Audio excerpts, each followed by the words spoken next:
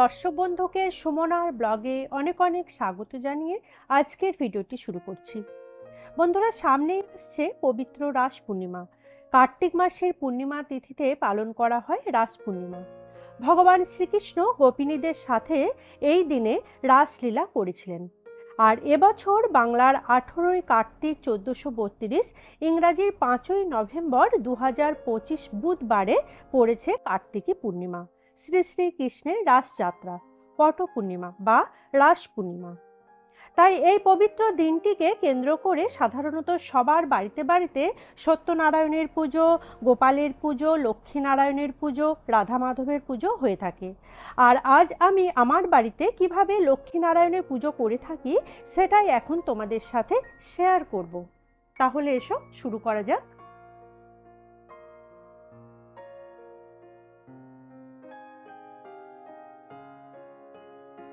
তো পুজো শুরু করার আগে প্রথমেই আমি নিজেকে আচমন করে নেব। হাতে গঙ্গা জল নিলাম, মাথায় নিচ্ছি নম বিষ্ণু নম বিষ্ণু নম বিষ্ণু। প্রথমে এখানে দেখো ধূপ আর প্রদীপটা আছে, আমি ধরিয়ে নেব।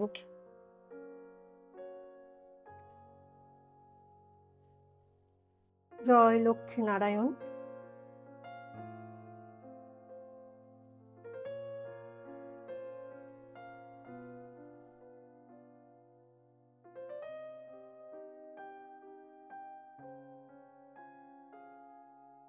বন্ধুরা, এখন কিন্তু আমি তোমাদের সাথে লক্ষ্মীনারায়ণ পুজোটা যেহেতু শেয়ার করব তাই বাকি রেখেছি, কিন্তু অতি অবশ্যই এই পূর্ণিমার দিন সর্বপ্রথম ঠাকুর ঘরে এসে সূর্য প্রণাম করে নিতে হবে এবং মাতা তুলসীকে জল প্রদান করে নিতে হবে। তারপর বাড়িতে যে সমস্ত আমার নিত্য দিনের পুজো থাকে সেই পুজোটা আমি সেরে নিয়েছি, আর লক্ষ্মীনারায়ণ পুজোটা আমি বাকি রেখেছিলাম তোমাদের সাথে শেয়ার করব বলে। ধূপ দেখানো হয়ে গেছে, এবার প্রদীপ দেখিয়ে নেব।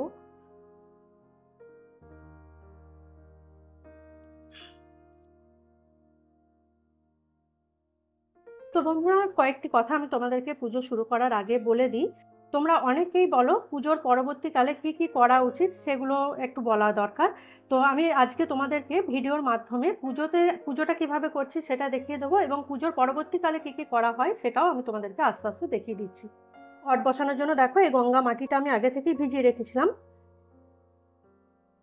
একটু গোলাকার শেপ দিয়ে এভাবে দিয়ে দেবো। আর অবশ্যই যখন লক্ষ্মী পুজো করবে 2.5 প্যাচের আলপনা দেবে, মা লক্ষ্মীর পদচিহ্ন আঁকবে, এগুলো আঁকতে হয়। তো দেখো আমি এখানে 2.5 প্যাচের আলপনা দিয়ে নিয়েছি, মা লক্ষ্মীর পদচিহ্ন এঁকে নিয়েছি, আর তার উপরে আমি এই গঙ্গা মাটিটা দিলাম।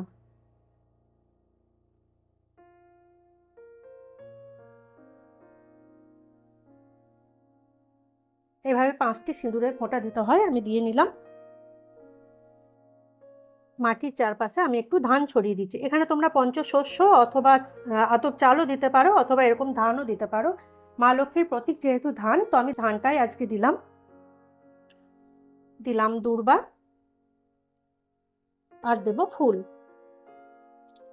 কিছু ফুল ছড়িয়ে দিচ্ছি, দিয়ে আমি ঘট বসানোর জায়গাটি প্রস্তুত করে নিচ্ছি।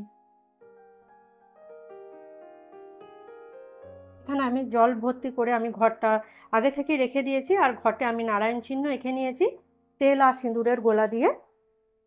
এবার বিজোড় পাতাযুক্ত একটি আম্রপল্লব দিতে হয়, তো এখানে 7টি পাতাযুক্ত একটি আম্রপল্লব আমি আগে থেকেই সিঁদুর দিয়ে রেখে দিয়েছি, দিয়ে দিলাম। তার উপরে দেবো আমি একটি পান পাতা, আর পান পাতার উপরে আমি দিলাম আজকে কলা। কলাতেও কিন্তু একটু সিঁদুরের ফোঁটা লাগিয়ে নিতে হবে। তো আমি যথারীতি 3টে সিঁদুরের ফোঁটা দিয়ে নিয়েছি। এবার আমি উলুধ্বনি দিয়ে লক্ষ্মীনারায়ণের সামনে ঘটখানি বসিয়ে দেব।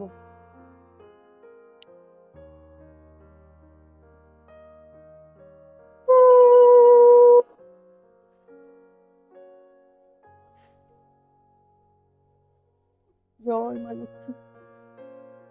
বন্ধুরা, এই প্রসঙ্গে বলে রাখি, তোমাদের যদি এরকম লক্ষ্মীনারায়ণের পেতলের মূর্তি থাকে তো তোমরা এদিন অতি অবশ্যই পঞ্চামৃত অভিষেক করিয়ে নেবে ঠাকুরের আগে, তারপর কিন্তু পুজোটা শুরু করবে। আজকে আমি স্নান পর্বটা রাখলাম না, কেন কি ভিডিওটা অনেক বড় হয়ে যায়, সেজন্য আমি সকালেই স্নানটা করিয়ে নিয়েছি ঠাকুরের, আর এখন আমি শুধুমাত্র পুজোটাই দেখাচ্ছি। তোমরা অবশ্যই যেন পঞ্চামৃত অভিষেক করিয়ে নিয়ে তারপর পুজো শুরু করবে। এবার ঘটের উপরে ঘটোচ্ছাদন হিসাবে একখানি চেলি দিতে হয়, আমি এই গোলাপি চেলিটা দিয়ে দিলাম। দেব একটি পইতে ঘটের উপরে যে পৈতেটা দেওয়া হয় এটা সিদ্ধিদাতা গণেশের উদ্দেশ্যে দেওয়া হয়। ঘরটি সাজানোর জন্য দিতে হয় একখানি চাঁদমালা। তো এই চাঁদমালাটা আমি আগে থেকে রেখেছি, চাঁদমালাটা আমি ঘটে পরিয়ে দিচ্ছি।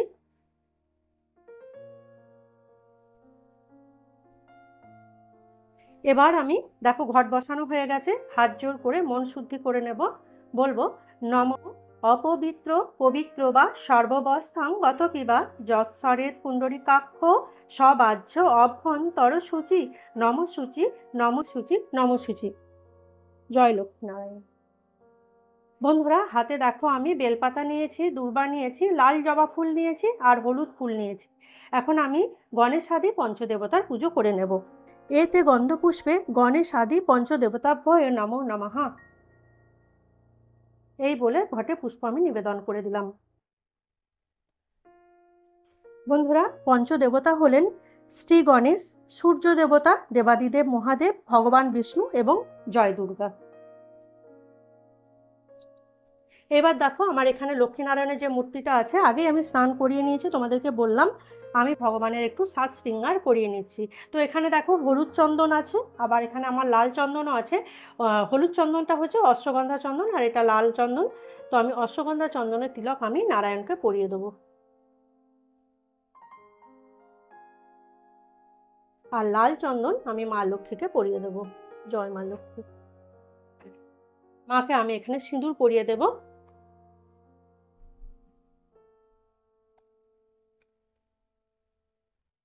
জয় মা লক্ষ্মী। মা মা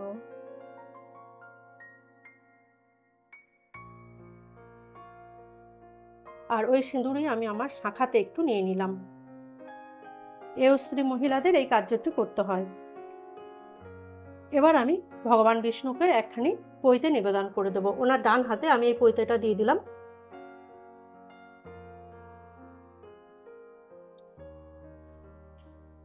দেখো বন্ধুরা আমি দুটি তুলসী পাতা চন্দন সহকারে রেখে দিয়েছি। দুটো তুলসী পাতা আমি নারায়ণের শ্রী চরণে নিবেদন করব এই মন্ত্র বলে।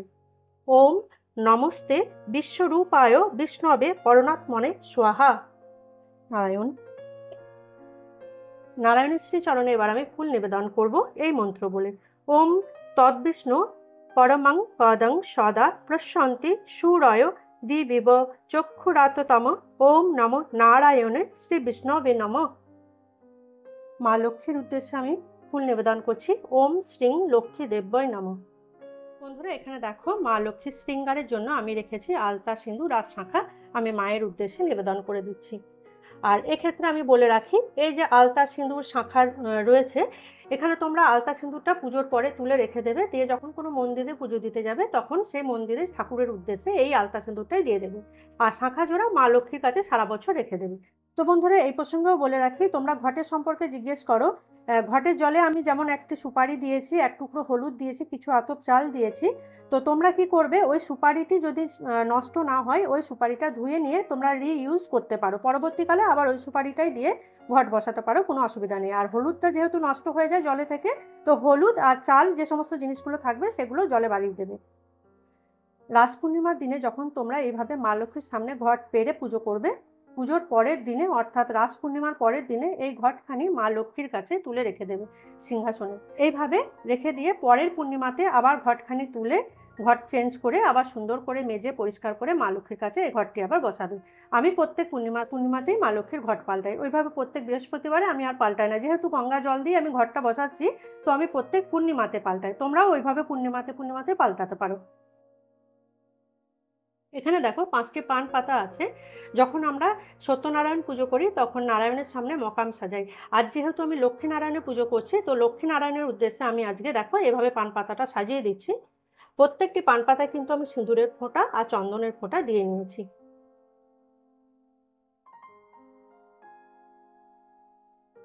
যখন সত্যনারায়ণের পুজো করা হয় তখন মকাম সাজানোটা কিভাবে হয়, 4 কোণে 4টি পান পাতা দিতে হয় আর মাঝে একটি পান পাতা দিতে হয়।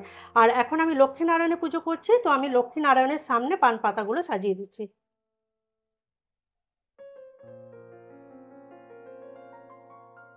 এখানে দেখো 5টি সুপারি আছে, আমি 5টি সুপারি দিয়ে দিচ্ছি।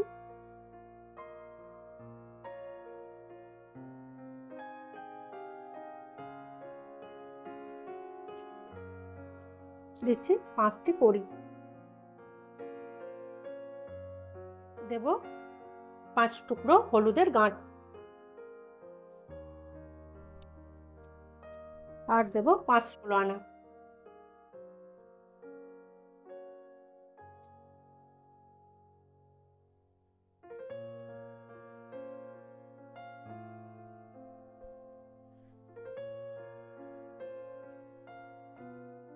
দেব 5টি বাতাসা,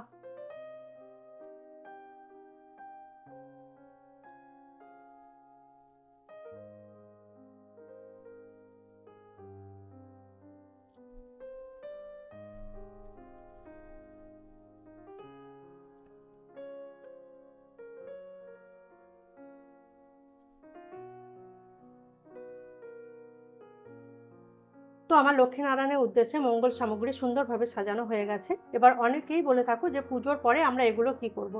পুজো হয়ে যাওয়ার পরের দিনে তোমরা এভাবে তুলে নেবে প্রত্যেকটা পান পাতা, যে সমস্ত উপকরণগুলি আছে সব কিছুই তুলে নেবে, দিয়ে এই যে 16 আনা দিলাম, 16 আনা কড়ি সুপারি এগুলো তোমরা ধুয়ে নিয়ে আবার পরবর্তীকালে পুজোয় ব্যবহার করতে পারো। আর পান পাতা, হলুদ, বাতাসা এই সমস্ত কিছু এক জায়গায় জড়ো করে নিয়ে জলে দিয়ে দেবে।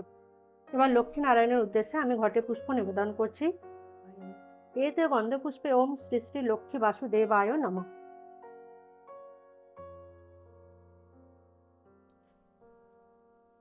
এবার আমি সমস্ত নৈবেদ্যগুলি সাজিয়ে দেব, তারপর আমি অঞ্জলি দেব।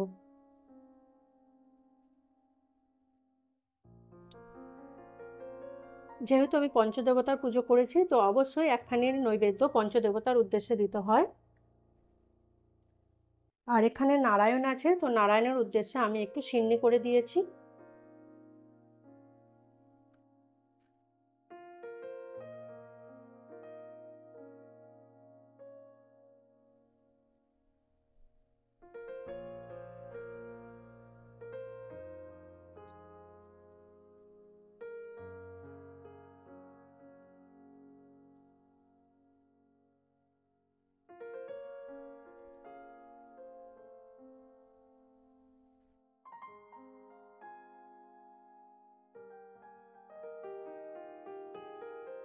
এবার আমি অঞ্জলি দেব। বন্ধুরা এখানে 3 বার বলে তারপর ভগবানের চরণে পুষ্পাঞ্জলি দিতে হবে। আমি একবারই বলে দিচ্ছি। প্রথমে আমি নারায়ণের উদ্দেশ্যে বলবো, ওম ত্রৈলোক্য পূজিত শ্রীমান সদা বিজয়বর্ধন শান্তিং কুরু গদাপানে নারায়ণ নমঃস্তুতে নম ব্রহ্মাণ্য দেবায় গো ব্রহ্মাণ্য হিতায় চ জগদ্ধিতায় শ্রীকৃষ্ণায় গোবিন্দায় নমো নমঃ।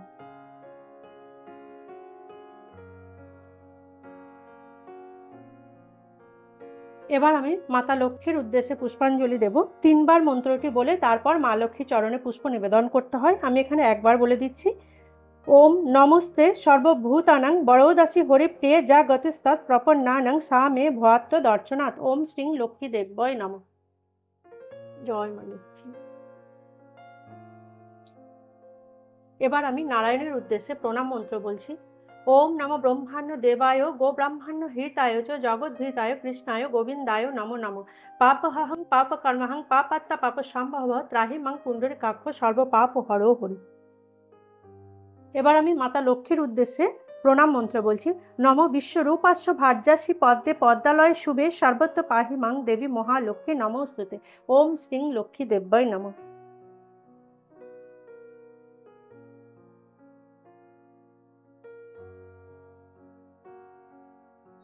বন্ধুরা এবার আমি আরতি করব। আরতির পরে আমি পুজো সম্পন্ন করব। আর এখানে কিন্তু আমি ঘন্টা ইউজ করছি। তোমরা অনেকেই আবার বলবে মা লক্ষ্মীর পুজোয় কেন তুমি ঘন্টা বাজাচ্ছ। যখন লক্ষ্মীনারায়ণের পুজো করা হয় তখন ঘন্টা বাজানো যায়, আর শুধুমাত্র যখন মা লক্ষ্মীর পুজো করা হয় তখন ঘন্টা বাজাতে নেই।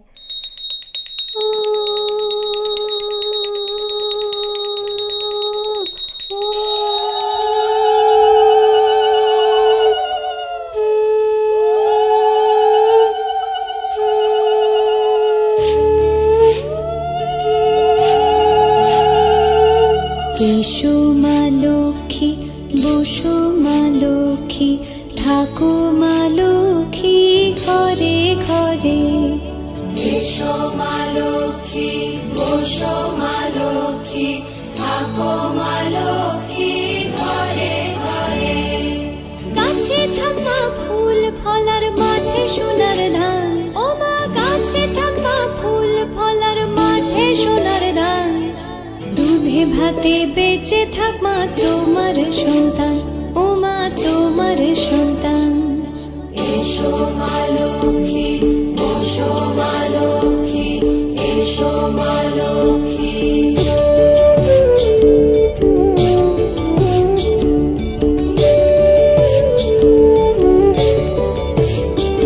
দীপ জ্বলে সাজে শাখ বাজে তোমার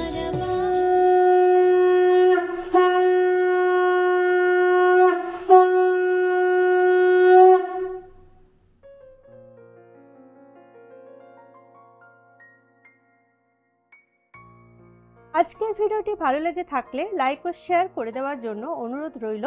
যারা আমার পুরনো বন্ধু তারা এভাবে সাথে থেকো, পাশে থেকো। যারা নতুন বন্ধু প্লিজ চ্যানেলটিকে সাবস্ক্রাইব করে রেখো। সাবস্ক্রাইব করে আমার বন্ধু হয়ে পাশে থেকো আর কমেন্টস করে অবশ্যই জানিও যে আজকের পুজোটি তোমাদের কেমন লেগেছে। জয় লক্ষ্মীনারায়ণ।